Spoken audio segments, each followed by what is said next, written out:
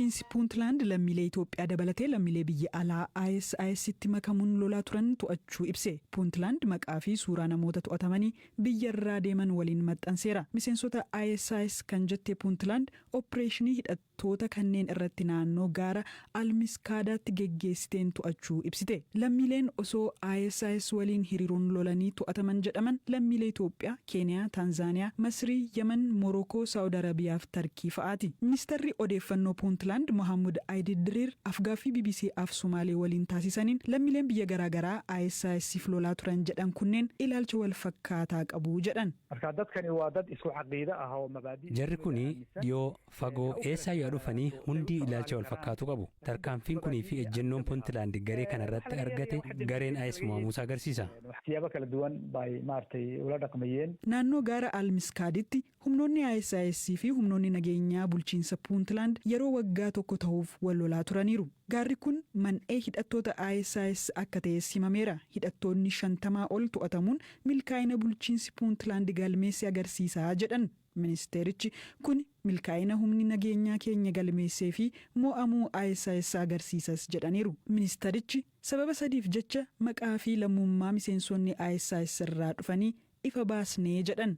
sababaha loo soo bandhigayo waa badan yihiin haddaan ka soo qaadno dadka reer Puntland inay ogaadaan iyo dadka Soomaaliyeed. Sababii sadiif jecha maqaa fi lammummaa miseensota ISIS irraa dhufanii ifa goone. Inni jalqabaa Puuntland fi uummanni Somaalee marti injifannoon argamuu akka beekuufi diinni ajjeefameera. Kaan lubbuudhaan qabamaniiru. Inni lammataa biyyoonni isaan irraa dhufan akka lammiileen isaanii biyya keenya keessatti rakkoo uumaa jiran akka beekaniifi. Dabalataan ji'oopolitiksiin gaafa Afrikaa waan jijjiramaa dhufeef waan biyya keenya keessatti ta'aa jiru addunyaan akka beekuuf agarsiifne.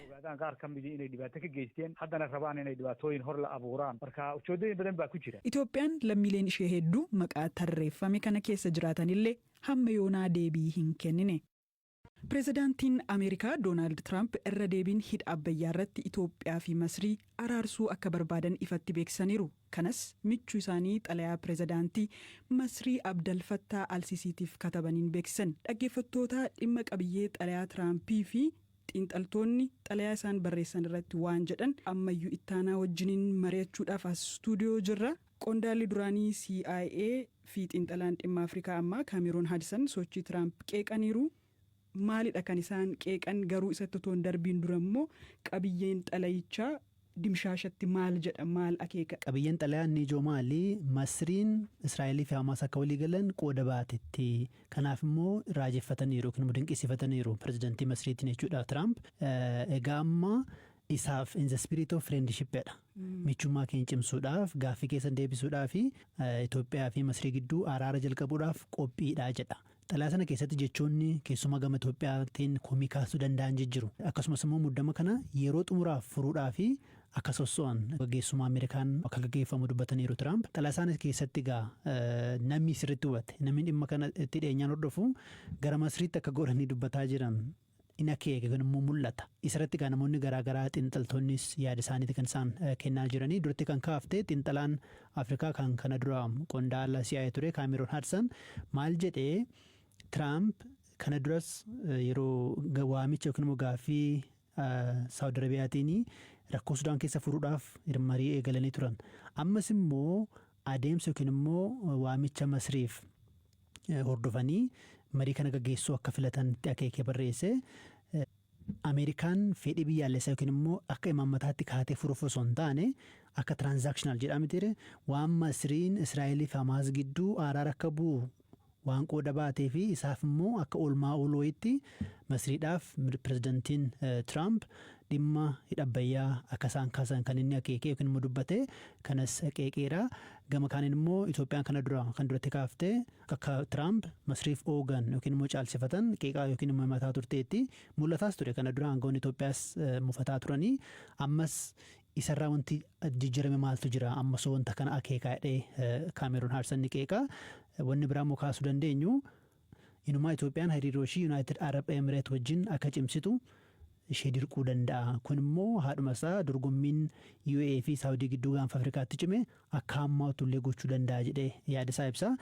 Xalayaan suni garagalchisaa pireezidaantii Itoophiyaaf ergame biyyoota yookiin dhaaboti Masrii fi Itoophiyaadhaan araarsaa yookiin immoo mariisisaa turan kanneen akka gamtaa Afrikaa fa'a xalayaa sanarratti hin eeramne kan eeraman Saawud Arabiyaa fa'a Yuunaayitid Arab Emirates fa'a maal akeeka kuniyyuu. Adeemsa siyaasaa Tiraampidha kun maal akeeka kana dura dhimma hidha Abbayyaa kana waggoota 14 biyyoota kana mariisisuudhaaf akka isaan walii galan gamtaan Afrikaa Ameerikaan gidduu seentee turte qaamoleen garaagaraas tumsa garaagaraa gochaa turanii walii galuu hin dandeenye. Itoophiyaan kanuma keessa bishaan guuttee ifatti yoo eebbisiisteetti. Inuma erga eebbisiistee booda dhiibbaan kun xiqqaatti hidhamee eegamee ture. Garuu Masriin akka haaraatti deebistee kaastee jechuudha. Kanaaf gamtaan Afrikaa dhibuun isaa akkasumas immoo Itoophiyaafuu galatti hin barroofne akka duratti kaaste.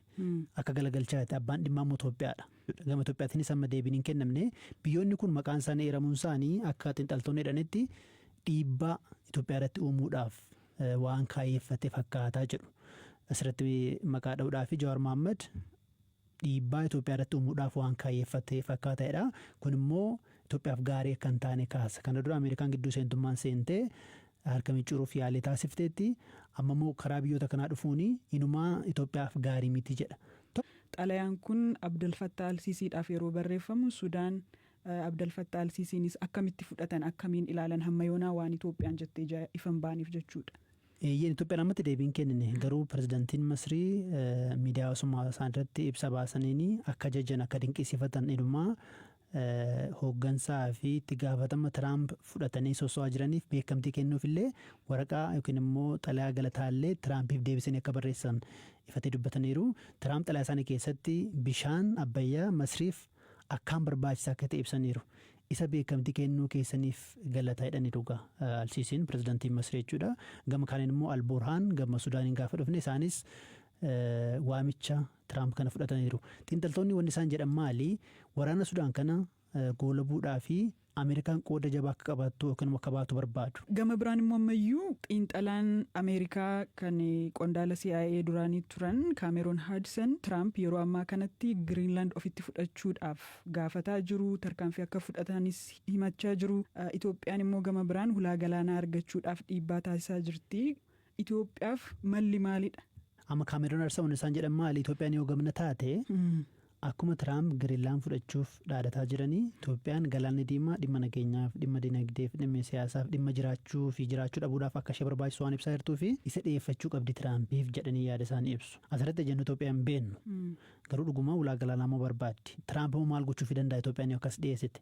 Ameerikaanas ulaa galaanaa hin qabdu. Tarii biyyoota hariiroo gaarii wajjin qabdu wajjin gaaffiin Itoophiyaa akka deebi'uudhaa fi sochii yookiin immoo dhiibbaa gochuu dandeessi. Kana dura aangawoonni Ameerikaa wanti ifatti dubbatan jira.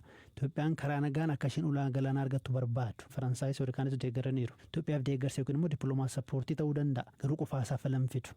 Gama kaaniin immoo Itoophiyaan gaaffii ishee kana itti dhiibaa jirti. Eertiraa wajjinis biyyoota kaa wajjinis muddama ishee gasheeraa garatti ba'uun beekamu wanti kuni wanti dagachuu hin qabne garuu rakkoon nageenya jabaas immoo jira Itoophiyaa keessatti. Eertiraa gama daangaa Eertiraa gama Sudaanis xiqqoo muddamni jira. Akkasumas immoo naannolee garaagaraa keessatti hidhattoonni sossoonis jiru. Isaaniin yoo furani mootummaa Itoophiyaaf akka tumsa ta'uu danda'a. Maaliif gaaffiin isaanii gaaffii isaa gaanfa Afrikaa sochoosaa jiru waan ta'eedhaaf jechuudha. Duratti immoo kan faleettee ammatti waa'ee rakkisa wanni kun natti fakkaata. Akka xiinxaltoonni jedhanittis baay'ee walxaxaa akka ta'udha kan isaan dubbatanii mootummaan Itoophiyaa callisuu filateera. Tiraamp yaada isaanii yeroo ibsan jechi tokko tokko kaapitaal yookiin immoo qubee gurguddaa godhu daam jedhanii haroo jedhanii barreessaniiti mallattoo raajeffannoo bira kaa'aniiru.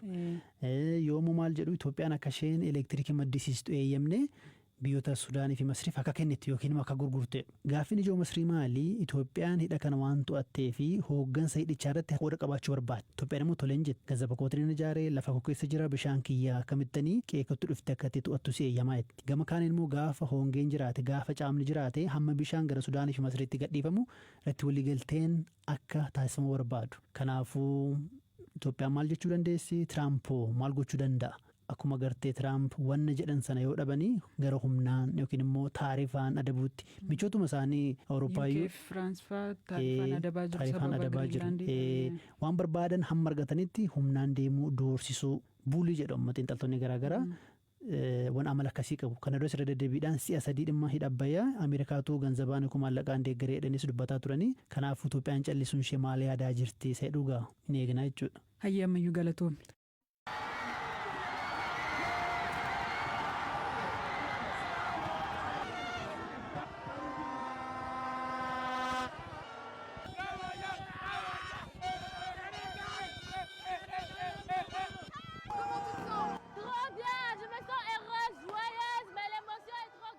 Dhaggeeffattoota keenya odeessa ispoortii irra geenyeerraa waancaan Afrikaa ji'a tokkoof taphatamaa ture kaleessa goolabameera. Egaa taphni kaleessa diraamaadhaan kan guutamedha. Senegaal shaampiyoonaa taatetti Maaneen immoo akka malee jajamaa jira. Ijoo dubbii wantoota ta'an haasa'uudhaa fi Zalaalam Taaddasaa wajjiniin as stuudiyoo jirra. Zalaalam, Morookoo moo Senegaaltu mo'ata jechaa turan? Waancaa kana Morookoodha kan gaggeesse. Morookoon garuu erga waancaa injifattee waggaan 50 darbeera. Dubbii keenya irratti Morookoo waancaa kan injifatte yeroo Itoophiyaan qopheessitedha. Bara 1976 jechuudha. Yeroo dheeraadha. Tapha kanaatiin dura istaadiyeemii isheen qabdu, deeggarsa isheen qabdu, biyya ishee irratti taphatte, haala qilleensa isaanii keessatti taphatu, taphattoota jajjaboo Eurooppii keessa liigoota gurguddaa keessa taphatan qabu. Morookoon shaampiyoonaa taati kan jedhu tilmaama guddaatu ture. Kanaaf immoo qophii adda addaa taasisaa turaniiru. Deeggartoota isaanii irratti jalqabee jechuudha. Murteessaan tapha kanaatiif filame irrattis yaaddoo qabu ture. Morookoon murteessaadhaan hedduu deeggaramtee as geessee kan jedhu ijoo dubbii ture. Kunneen ida'amanii durumaan iyyuu taphichitoon jalqabaniin iyyuu muddama hedduu uumee ture jechuudha. Sana booda gara taphaatti gaafa galan dubbiin hammaachaa jabaachaa deema. Namni tapha kana daawwachaa ture kaleessa akkuma arge murtoo daanyaan kennaa ture. Taphattoonni Senegaal dhiisanii bahuu, ergasii immoo rigooreen yeroo kenname wantoonni turan hundumti isaaniiyyuu falmisiisaa fi ijoo dubbiiti. Namoonni hedduunis ofii koos kan ilaale taphni kun waan hedduu qaba jedha. Miira hundumaa gaddaas, aariis, gammachuus, kolfas hundumaa qaba. Ammoo seenaa gaariif seenaa gadhee galmeessee darbes ni qaba. Kanaaf waan hundaan tapha guutuudha jedhame kan ibsameefi jechuudha. Lamaan isaanii yeroo jalqabanii Senegaal olaantummaa fudhattee ture tapharratti jechuudha. Akkuma beekamu Sadio Maanee fa'aa taphattoota jajjabootu jira. Ilmaan Injaa Everton keessa kan taphatan, Idrisaa Gaayee PSG keessa fa'aa kan taphatan, jijjiiramee kan galeen baay'ee. Eduardo Mendy karra eegaa isaaniirra jalqabee taphattoota jajjaboo qabdi Senegaal. Inumaayyuu waggaa 5 kana shaampiyoonaa kan ture akka Afrikaatti jechuudha. Kan waancaa Afrikaa bara 2021 Senegaal ture. Kanaaf Senegaal muuxannoo yeroo dhiyoo sini qabdi, taphattoota jajjaboo sini qabdi, tasgabbii guddaatiin ture kan isaan taphataa turanii. Kana fayyadamanii tapha kana of eeggannootiin taphataa turan jechuudha. Carraa gooliis argataniiru. Garuu karra eegaan Morookoo baay'ee jabaa turan Boonoon. Inumaayyuu dorgommii kanarratti karra eegaa jabaa jedhamee kan badhaafames isumadha. Gara 94ffaarratti Senegaal galchee gara koofsistu balleessaan hojjetame jedhame. Balleessaan sun kan nama amansiisu miti dhugaa dubbachuudhaati. Baay'ee falmisiisaadha. Komii kan kaasisisadha tokko jalqaba. Aarii qabu ture. Taphattoonni Senegaal aaraniiru. Leenjisaan isaanii baay'ee aareera. VAR kan jedhamullee osoon ilaaliin akkasumatti goolii sana jalaatii haqame jechuudha.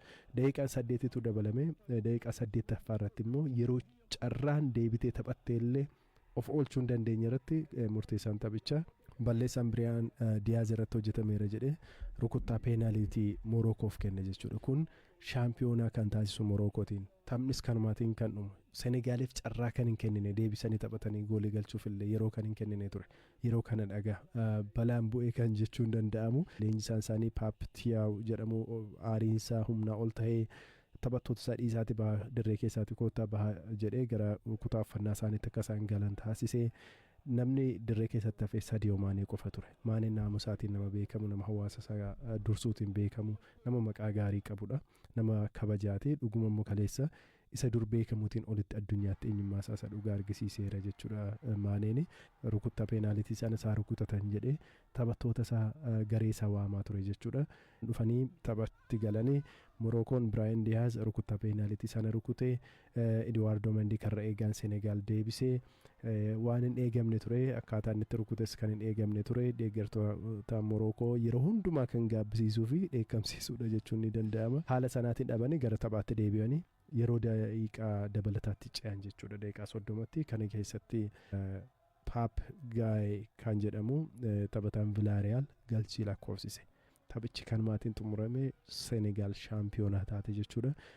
Yoo Senegaal tapha dhiistee baatetti ta'e forfee kennamuu danda'a ture. Islaam Morookoon akka shaampiyoonaa taatu murtaa'uu danda'a. Senegaal adabbii guddaatu ishee eeggachuu danda'a. Dhumarratti garuu Senegaal shaampiyoonaa taatee baate. Leenjisaan Morookoo Waalid shaampiyoonaa ta'aniiru. Garuu waan leenjisaan isaanii godhe kan nama qaanessuudha jedhee jira. Kubbaa miilaa keessatti waan akkasiin barbaachisu jedhe. Maaneen ofuma isaafi otuu deebinee hin taphanne ta'e silaa waan maraatummaadha kuni. Qaanii guddaa salphina guddaatu nutti dhufa ture. Akka Senegaalitti osoo hin taane akka kubbaa miilaa Afrikaatti jedhe kuni Afrikaa addunyaa guutuutu ilaalaa jira. Kanaaf maqaa keenya tolfachuu qabna. Maqaan Afrikaa baduurra Senegaal mo'amnee galuun filadhaa jedhee Maaneen akkasuma taphataa cimaa dorgommii kana jedhamee kan badhaafame Sadio Maaneedha. Kanaaf ambaasaaddara kubbaa miilaa Afrikaa Sadio Maanee hawaasa isaa kan gargaaru, mana barumsaa kan ijaaru, hospitaala kan ijaaru, rakkataa hiyyeessa kan gargaaru, nama akka amantii isaatti amanamee jiraatu, nama maatii isaa jaalatu, hawaasa isaa jaalatu, biyya isaaf illee aarsaa barbaachisu kaffalu Sadio Maaneen shaampiyoonaa ta'ee xumuree jira. Yeroo lammaffaa shaampiyoonaa ta'uutiin Senegaal keessaatii nama jalqabaati. Senegaal bara Maanee qofadha kan ishee waancaa kan injifattee. Dubbii keenya irratti Mohaammed Salaatiin kuffisee kan darbes isumadha. Kanaan dura Liverpool keessatti wajjin taphataa turani. Kana durallee isaanumaan kuffisanii darbanii waancaa kan mo'ate Senegaal ture. Kanaaf seenaa hojjeteera jechuun ni danda'ama.